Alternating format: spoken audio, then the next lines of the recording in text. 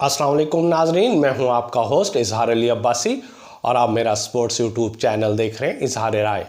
नाजरीन, सबसे पहले आप हमारा चैनल सब्सक्राइब करें, बेल आइकॉन करें और अपनी राय के ज़रिए इजहार करें। चलते हैं आज के ख़बर और तजियों की तरफ।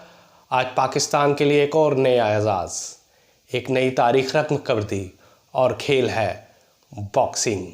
आज पाकिस्तानी बॉक्सर उस्मान वज़ीर ने थाई हरीफ को शिकस्त देकर इंटरनेशनल रैंकिंग फ़ाइट जीत ली। थाई हरीफ को उसके ही होम ग्राउंड पर मात दी और तारीखी रकम अपने नाम की। उस्मान वज़ीर ने अपनी इस फतह को फ़लस्तीन के मुसलमानों के नाम कर दिया और ये कहा कि इस फ़ाइट की मेरी कामयाबी पर मेरे वालिदैन और कौम की दुआएं शामिल हैं।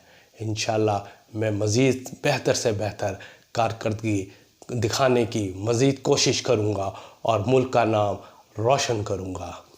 इस मौके पर थाईलैंड में पाकिस्तानी सफ़ीर भी मौजूद थे और उन्होंने उस्मान वज़ीर को मुबारकबाद दी और उसे कौम का एक असासा करार दे दिया। आज पाकिस्तानी क्रिकेटर अहमद शहजाद ने टी10 लीग खेलने से इनकार कर दिया और उन्होंने कहा कि मेरी तवज्जो डोमेस्टिक क्रिकेट की तरफ है और मैं डोमेस्टिक क्रिकेट के ज़रिए टीम में वापसी की का ख्वाहिशमंद हूँ। इसी तरह शादाब अर्नब ने भी आज पैसे को लात मार दी और डोमेस्टिक क्रिकेट पर तवज्जो देने का कहा। उन्होंने ऑस्ट्रेलियन बिग बैश लीग और अबू धाबी में टी20 लीग में करोड़ों की ऑफ़र को ठुकरा दिया। दूसरी तरफ इफ्तिखार अहमद ने आज मुल्तान सुल्तान को ज्वाइन कर लिया, जबकि रोसो ने मुल्तान सुल्तान को खैराबाद कहकर कोयटा ग्लैडिएटर को ज्वाइन कर लिया।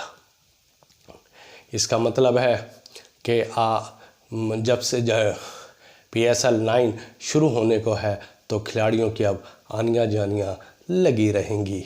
और दूसरी तरफ चंद दिन पहले क्रिकेट से रिटायरमेंट का ऐलान करने वाले हमाद वसीम ने ऑस्ट्रेलिया की बिग बैश लीग से मुआहदा कर लिया है।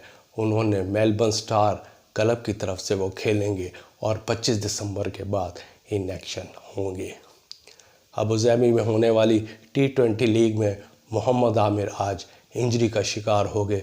उन्हें मोहम्मद आमिर की बॉलिंग फिगर पर चोट लगी है।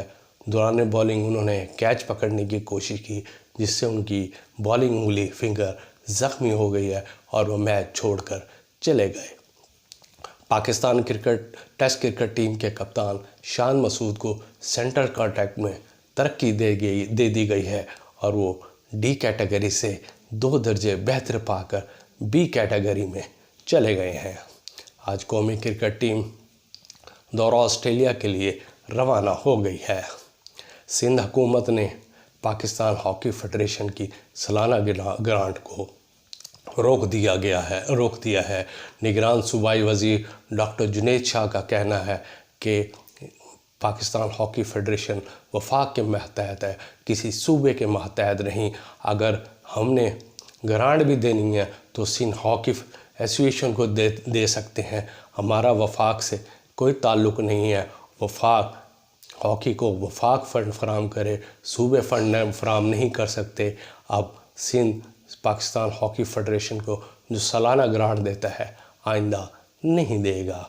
और टी20 वर्ल्ड कप 2024 के लिए एक खुशखबरी कि आज युगांडा की टीम ने टी20 वर्ल्ड कप के लिए क्वालिफाई कर लिया और उन्होंने एक तारीख रकम कर दी।